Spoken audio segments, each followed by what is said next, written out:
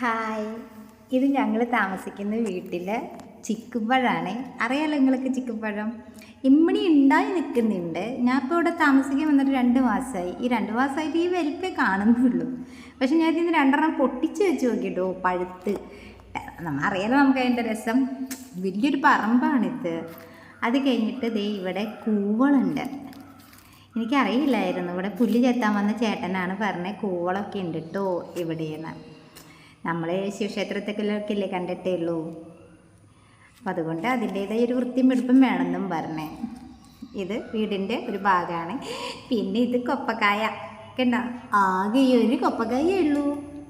കുഞ്ഞു മരം ഞാൻ വന്നതിന് ശേഷം ഉണ്ടായതാണ് കേട്ടോ. ഇത് ഇവിടുന്ന് അങ്ങോട്ട് വീണ്ടും പുല്ല് പിടിച്ച് കിടക്കുക. ഇതെന്താണെന്ന് അറിയാലോ, ഇതാണ് ലൂപിക്ക മരം. വേണ്ടോളം ലൂപിക്ക ഉണ്ടായിരുന്നു. എനിക്ക് വന്നൊരു 2-3 കുപ്പി വിനാഗിരി ഒഴിച്ച് വയ്ക്കാൻ കിട്ടി. പിന്നെ ഇപ്പം എന്നെ കഴിഞ്ഞു കേട്ടോ. അത് മാവ് ഇവിടെ ഇമ്മണി സാധനങ്ങളൊക്കെ ഉണ്ട്, പക്ഷേ കായ്ക്കുന്നില്ല വല്ലാഞ്ഞിട്ട്. പിന്നെ പേരമരമുണ്ട്, പ്ലാവില്ല. പിന്നെ ഇമ്മണി തെങ്ങൊക്കെ ഉണ്ട്. പിന്നെ നമ്മുടെ വീടല്ലല്ലോ, നമ്മൾ വാടകയ്ക്ക് താമസിക്കുന്നതാണല്ലോ.